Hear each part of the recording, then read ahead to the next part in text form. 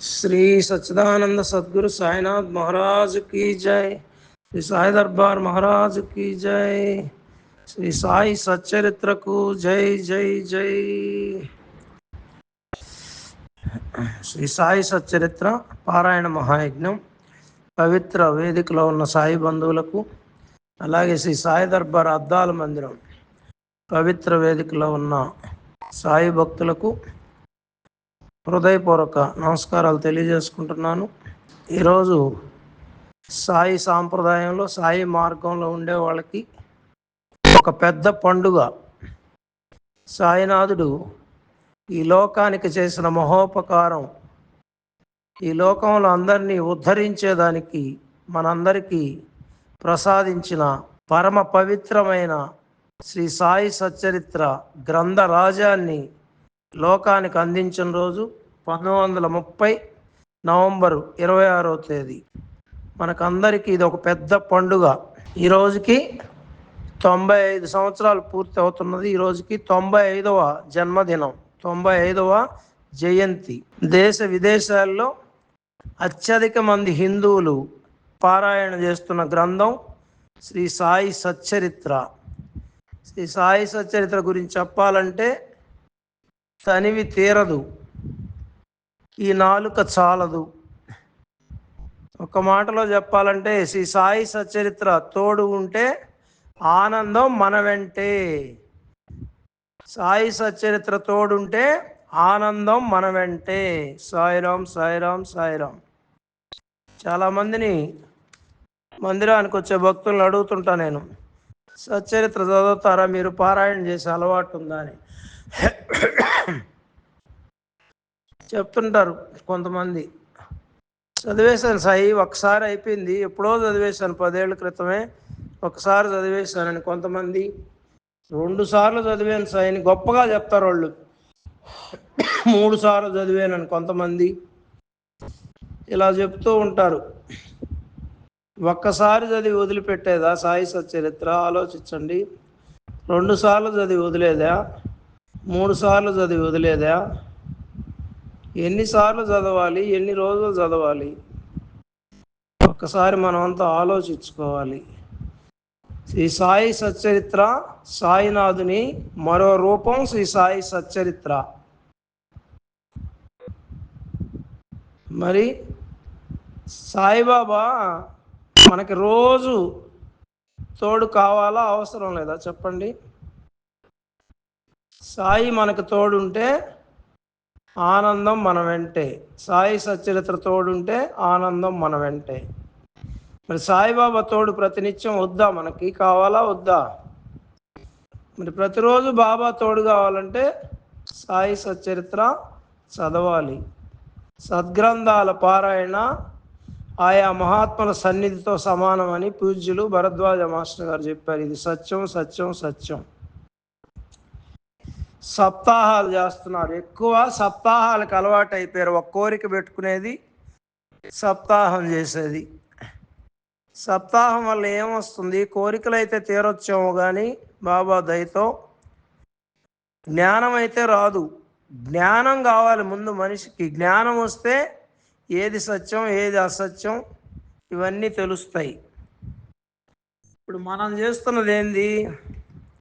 శ్రీ సాయి సచ్చరిత్ర సాగర మదనం. ఈ సాయి సచ్చరిత్ర పారాయణ మహాయజ్ఞం ద్వారా బాబా మనందరి చేత ఏం చేస్తున్నాడు? శ్రీ సాయి సచ్చరిత్ర సాగర మదనం. సాగర మదనం చేస్తే మొన్న కూడా చెప్పుకున్నాం, ముందు విషం వచ్చింది అంటే ఆటంకాలు వస్తాయి. ముందు ఒక మంచి పని చేయాలంటే ముందు ఆటంకాలు వస్తాయి. ఆ ఆటంకాలను దాటుకోవాలి. ఆటంకాలే విషం. అంటే పారాయణ చేయాలంటే ఒకరోజు బుద్ధి పుట్టదు. గురువారం పారాయణ చేసి పోస్ట్ పెడదామంటే ఏం పెడదాంలే అనిపిస్తుంది. బుద్ధి ఏమంటుంది అంటే వద్దులే అంటది. అవి ఆటంకాలు. రోజు ప్రశ్నలకు సమాధానాలు పెట్టాలంటే ఏ ఒకటి ఇంటికి చుట్టాలు రావడమో ఇంకొకటి పనో. ఇప్పుడు ఈరోజు ఉదయం నుంచి ఈరోజు ఒక మహా పండుగ రోజు. ఆవేదన చెందుతున్నా నేను. యాక్చువల్గా ఉదయాన్నే పెట్టాలి సత్సంగం లెక్క ప్రకారం. మీరు అందరూ క్షమించాలి నన్ను. ఉదయం నుంచి పెళ్ళిళ్ళు, ఉదయాన్నే పెళ్ళిళ్ళకి పోయి రాగానే వచ్చేవాళ్ళు పోయేవాళ్ళు, వచ్చేవాళ్ళు పోయేవాళ్ళు. మందిర బాధ్యతలు అన్నీ బాబా పనులే, నా సొంత పనులు ఏమి లేవు ఇప్పుడు బాబా దయ వల్ల. జలుబు, దగ్గు, అనారోగ్యం, లైట్గా జ్వరం వచ్చినట్టుంది, అయినా కూడా నా ప్రాణం, నా ఊపిరి సాయి సచ్చరిత్ర 4 మాటలన్నా చెప్పకపోతే నా జన్మ వృధా అనిపించింది ఈరోజు. అందుకని ఈ సమయంలో 4 మాటలన్నా అందించాలా ఈ పండగ రోజున. కనీసం బాబా రుణం తీర్చుకోవాలి, సాయి సచ్చరిత్ర రుణం కొంతైనా తీర్చుకోవాలి అనే ఆశయంతో 4 మాటలు చెప్పాలని మీ ముందుకు వచ్చాను బాబా దయతో. సాయిరాం. తర్వాత అమృతం వచ్చింది క్షీరసాగర మదనంలో. విషం వచ్చిన తర్వాత మనం కూడా ఈ ఆటంకాలు దాటుకుంటే మనం కూడా దేవతల్లాగా సాయి సచ్చరిత అమృతాన్ని తాగుతాం. మరణం నుండి బయటికి లాగేదని అన్నాడు ఒక మాట బాబా. అంటే మృత్యువుని జయిస్తాం, మృత్యువుని కూడా చూసి భయపడం. మృత్యువుని చూసి భయపడకపోతే ఇంకేముంది భయము? ఇంకా మామూలు సమస్యలు కష్టాలు చూస్తే భయపడతామా? మరణాన్ని చూసే భయపడకపోతే దాన్ని ఏమంటారంటే మృత్యువు మీద విజయం సాధిస్తాం. అసలు మృత్యువు లేకుండా పోద్దని కాదు, మృత్యువు వచ్చినా రా, వెల్కమ్. ఈ శరీరమే కదా పోద్ది, నేను ఆత్మస్వరూపాన్ని, పరమాత్మ స్వరూపాన్ని. శరీరానికే కదా మరణం, ఇంకో కొత్త శరీరం తీసుకుంటాం, నాకు మానవ జన్మే వస్తుంది అనే దృఢంగా విశ్వాసం వస్తుంది. మన జన్మ మనకే తెలుస్తుంది. అవును, రాబోయే జన్మ కూడా మనమే తయారు చేసుకునేది. అది జంతువుల జన్మ రావాలా, మళ్ళా మానవ జన్మ రావాలని మన కర్మకి మనమే బాధ్యులం, మన వాస్తవానికి మనమే సృష్టికర్తలం. భగవంతుడు మన లెక్కలు చూసి, అకౌంట్ చూసి ఏ జన్మ రావాలో ఆ జన్మ ఇస్తాడు. ఆయన మన లెక్కలు చూసేవాడు. జ్ఞానాన్ని ఇచ్చాడు మనకి. మళ్ళా చెప్తాం జ్ఞానం ఎట్లా వస్తుందో. మరి ఈ వాక్యం ఎక్కడి నుంచి నాకు ఇచ్చాడంటే బాబా మణెమ్మ గారి ఉపోద్ఘాతంలో మహాతల్లి రాసింది, అక్కడి నుంచి ఇచ్చాడు. ఇంకొక వాక్యం సాయి సచ్చరిత్రలో వాక్యం, శ్రీ సాయి సచ్చరిత్ర సముద్రం వలె విశాలమైనది, లోతైనది. అందరూ దీని యందు మునిగి భక్తి జ్ఞానములనే మణులను వెలికితీసి కావలసిన వారికి పంచిపెట్టవచ్చును. ఎన్నిసార్లు చెప్పుకున్నా తనివి తీరదు ఈ మాట. సముద్రం అదే కదా, క్షీరసాగరం అంటే సముద్రంలో నుంచే కదా అందరూ వచ్చారు. అమృతం వచ్చింది, అన్ని అందరూ వచ్చారు. అక్కడ లక్ష్మీదేవి కూడా వచ్చింది, క్షీరసాగరంలో ఉద్భవించింది. ఇక్కడ కూడా లక్ష్మీదేవి వస్తుంది. మనకి ధనం కావాలన్న వాళ్ళకి ధనం, జ్ఞానం కావాలనుకున్న వాళ్ళకి జ్ఞానం. సాయిరాం. మరి రత్నాలు కావాలంటే ఎక్కడ వస్తాయి? సముద్ర గర్భాన ఉంటాయి. అంటే సముద్రం లోపలికి మునగాల, అడుక్కు వెళ్ళాల, సముద్రం అడుగును ఉంటాయి రత్నాలు. మరి మామూలు రత్నాలయ్యి జ్ఞానరత్నాలు కావాలంటే సాయి సచ్చరిత్ర సముద్రాన్ని చిలకాలి. మదనం అంటే చిలకడం, చిలకాల. పాలు బజార్ నుంచి తెచ్చుకోగానే పాల ప్యాకెటో లేకపోతే ఎవరో ఇంటికి వచ్చి పాలు పోస్తారు. పాలు పోయంగానే పాల ప్యాకెట్ తెచ్చుకోగానే వెన్న వస్తుందా? వెన్న పాలల్లోనే వెన్న ఉన్నా కూడా ఉత్త పాలు తెచ్చుకొని ఆడబెట్టుకుంటే వెన్న వస్తుందా? మనం గమ్ముగా కూర్చుంటే. మహిళా తల్లులు మీకు అందరికీ తెలుసు, బాగా ఎక్కువ మహిళలే సాయి భక్తులు. మీకు అందరికీ నమస్కారాలు. పాలను ఏం చేయాలి? ముందు కాయాలి, కాచిన తర్వాత మరలా తోడు పెట్టాలి. తోడు పెడితే పెరుగు అవుతుంది. పెరుగుని మళ్ళా మజ్జిగ చేయాలి, మజ్జిగని మళ్ళా చిలకాలి. అదే మనం ఇప్పుడు చిలకతున్నాం. గురువారం ఒక అధ్యాయం పారాయణ పెట్టుకొని మిగతా 6 రోజులు చిలకతున్నాం. సత్సంగాలతో, ప్రశ్నల సమాధానాల శీర్షికతో బాబా చిలికిస్తున్నాడు. మజ్జిగ చిలికితే ఏం వస్తుంది? వెన్న వస్తుంది. వెన్న మజ్జిగలో మునగద్దా తేలద్దా? తేలుంటుంది. అట్లా మనం ఈ సంసార సాగరంలో ఎప్పుడు హాయిగా ఉంటాం. చిలకాల సాయి సచ్చరిత్ర అనే సముద్రాన్ని, సాగరాన్ని చిలికితే జ్ఞానం అనే వెన్న వస్తుంది. అంటే జ్ఞాన రత్నాలు లభిస్తాయి. ఈ సముద్రం అడుక్కుపోతే అమృతం ఉద్భవిస్తుంది, జ్ఞానం అనే అమృతం. జ్ఞానం వచ్చినప్పుడు అసలు ఈ జీవితం అంటే ఏందో తెలుస్తుంది.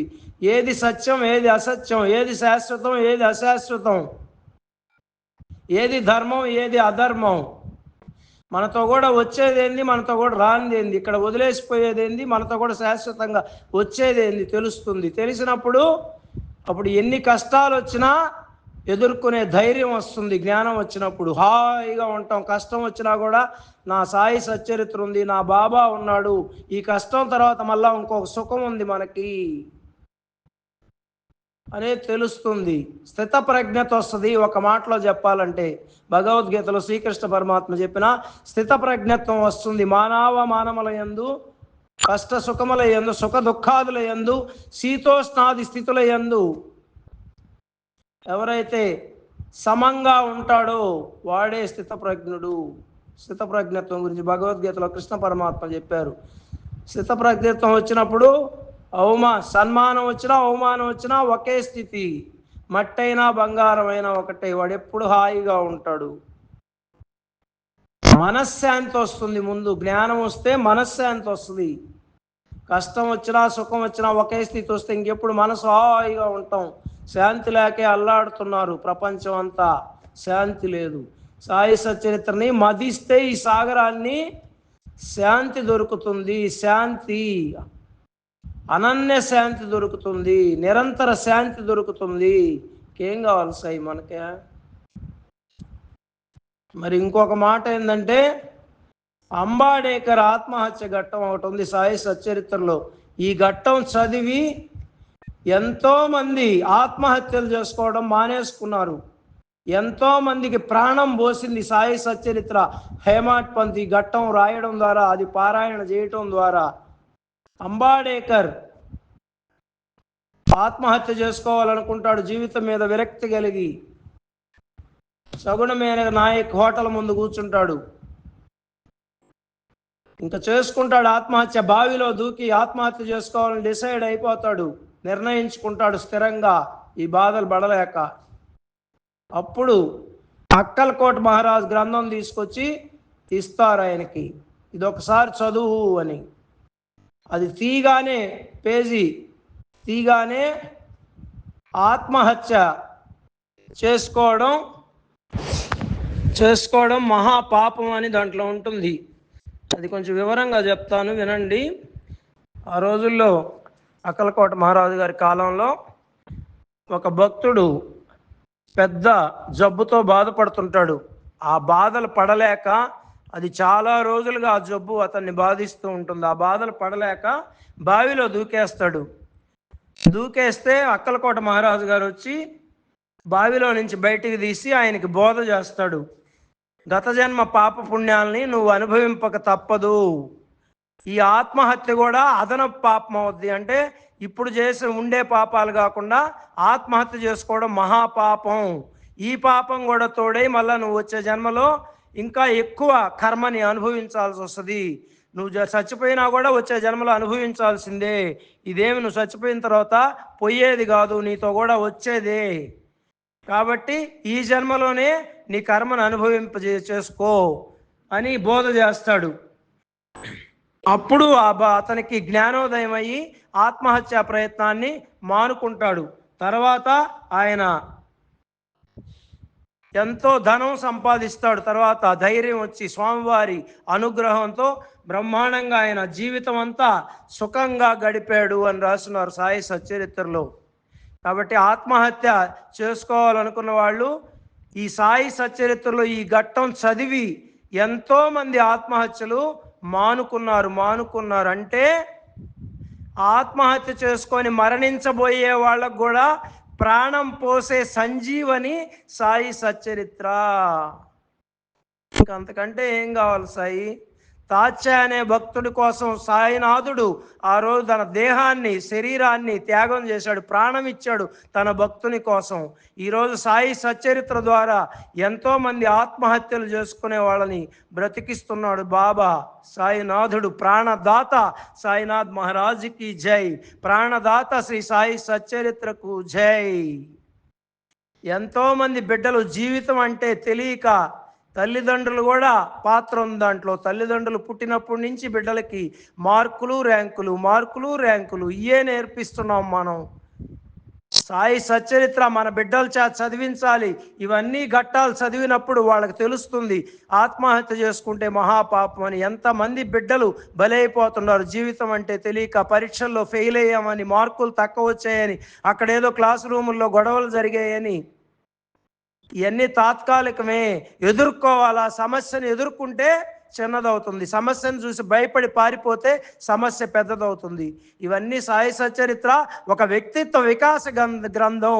మన వ్యక్తిత్వాన్ని వికసింపజేసేది, మనకి ధైర్యాన్ని ప్రసాదించేది, మనకి ధర్మార్థ కామ మోక్షాలను ప్రసాదించేది, మనలో ఉండే దుర్గుణాలను పారద్రోలేది సాయి సచ్చరిత్ర, సద్గుణాలను ప్రసాదించేది, సద్బుద్ధిని ప్రసాదించేది. ఎన్నని చెప్పగలను, ఎంతని చెప్పగలను. సాయి సాయి మణమ్మ గారు మహాతల్లి మూల గ్రంథానికి అనువాదం చేశారు, ఉపోద్ఘాతంలో రాశారు. శ్రీ సాయి సచ్చరిత్ర ఎక్కడుంటే అక్కడే గోదావరి తీరం, షిరిడి క్షేత్రం, ద్వారకామాయి, ధుని సాయి సాక్షాత్తు ఉన్నట్లే. ఒక్క సాయినాథుడే కాదు, షిరిడి క్షేత్రం. ఇప్పుడు మీ ఇంట్లో పారాయణ చేస్తున్నారు, సాయి సచ్చరిత్రని మదిస్తున్నాం. మీ ఇంట్లోనే ఒక షిరిడి, మీ ఇల్లే ఒక షిరిడి అయిందని, మన ఇల్లే ఒక షిరిడి అయింది, గోదావరి తీరం అయింది, ద్వారకామాయ అయింది, ధుని అయింది. సాయినాథుడు సాక్షాత్తు ఉన్నట్లే. ఇంకా అంతకంటే ఏం కావాలి సాయి? షిరిడీకి రోజు పోగలమా? రోజు మన ఇల్లే షిరిడి అయిపోతుంది. సాయి సచ్చరిత్ర ఎక్కడుంటే అక్కడ షిరిడి అంటున్నారు. ఇవన్నీ బాగానే ఉన్నాయి, మరి మాకేంటి లాభం? లౌకికంగా ఏమి లాభం అని అడుగుతారు. ఎవరైనా అంతే కదా, సహజం అది. మనం కోరికలతోనే కదా జీవిస్తున్నాం. మాకేంటి లాభం? సాయి సచ్చరిత్రలోనే చివరి అధ్యాయం చదివితే ఫలశ్రుతి 51వ అధ్యాయం, 52, 53 3 అధ్యాయాలు కలిపి ఒకే అధ్యాయంగా రాస్తున్నారు. దాంట్లో రాస్తున్నారు చూడండి, లౌకిక లాభం ఏమిటి? మీకున్న ముప్పేటల కష్టములు తొలగిపోవును, పాపములన్నీ నశించును, వర్తకుల వ్యాపారం వృద్ధి అగును, రోగులు ఆరోగ్యవంతులగుదురు, పేదవారు ధనవంతులగుదురు, అధములు ఐశ్వర్యమును పొందెదరు. ఒక్క మాటలో చెప్పాలంటే సాయి సచ్చరిత్ర ధర్మార్థ కామ మోక్షాలను ప్రసాదిస్తుంది. మన మానవ జన్మ పరమార్థాన్ని ప్రసాదిస్తుంది. సాయిరాం సాయిరాం. అందుకని మరలా అందరికీ చెబుతున్నాను సాయి, మీకు అందరికీ చేతులు ఎత్తి నమస్కరిస్తూ, ఒక్క రోజులో చదివేది కాదు సాయి సచ్చరిత్ర గ్రంథం, వారం రోజుల్లో చదివేది కాదు, ఒక్కసారి చదివింది అయిపోయిందని కాదు, 4 సార్లు చదివితే అయిపోలేదు. జీవితాంతం మేము 25 సంవత్సరాల నుంచి పారాయణ చేస్తున్నాం, సాయి సచ్చరిత్ర సాగర మథనం చేస్తున్నాం. ఇంకా మాకు అందడంలే అంతుంది. సాయి సచ్చరిత్ర సాగరంలో జ్ఞాన రత్నాలు లభిస్తాయి. ఇంకా లౌకిక లాభం ఇప్పుడు చెప్పాను. కాబట్టి ప్రతి ఒక్కరూ ఈ పారాయణ మహాయజ్ఞంలో అందరూ పాల్గొనండి, తరించండి, అందరినీ తరింపజేయండి. సాయిరాం సాయిరాం సాయిరాం. అందుకని ప్రతిరోజు సాయి సచ్చరిత్ర తోడుంటే సాయిబాబా తోడున్నట్లే. ప్రతిరోజు అధ్యాయాలు చదవడం కాదు, గురువారం ఒక అధ్యాయం చదవండి, ఈ 6 రోజులు మదనం చేయండి, చిలకండి. వెన్నొస్తుంది, జ్ఞానం అనే వెన్నొస్తుంది. మన కష్టాలు కోరికలు కూడా తీరిపోతాయి ఆటోమేటిక్గా. అది కాదు, అవి ఊరికే తీరిపోతాయి. సాయి భక్త సులభుడు, ఆయన భక్త వత్సలుడు, ప్రేమమూర్తి, కరుణా సముద్రుడు, దయా సాగరుడు. అదే ఆయనకి పెద్ద పని కాదు మన కోరికలు సమస్యలు తీర్చడం. ఆయన వచ్చింది మన కోరికలు సమస్యలు తీర్చి ఆర్థిక స్థిరత్వాన్ని మనకు ప్రసాదించి మనకి జ్ఞాన భిక్ష పెట్టేదానికి వచ్చాడు. అపార జ్ఞాన నిధి సాయి మాత, సాయినాథుడు. సాయిరాం సాయిరాం సాయిరాం. శ్రీ సాయి సచ్చరిత్రకు జై జై జై జై జై జై. పండగమ్మ పండగ, సాయినాథుడు అండగుండా, పండగమ్మ పండగ, పండగమ్మ పండగ, సాయి సచ్చరిత్ర అండగా ఉండగా, పండగమ్మ పండగ, సాయి సచ్చరిత్ర పారాయణ ద్వారా పండగమ్మ పండగ, సాయి సచ్చరిత్ర మథనం ద్వారా ప్రతిరోజు పండగమ్మ పండగ. ఈరోజు సాయి సచ్చరిత్ర 95వ జన్మదిన వేడుకల పండగ. పండగమ్మ పండగ, సాయి భక్తులందరికీ పండగమ్మ పండగ. ఇంటింటా పండుగ, ఈ లోకమంతా పండుగ, సాయి సచరిత్ర పండగ. పండగమ్మ పండగ, పండగమ్మ పండగ, పండగమ్మ పండగ. ఆ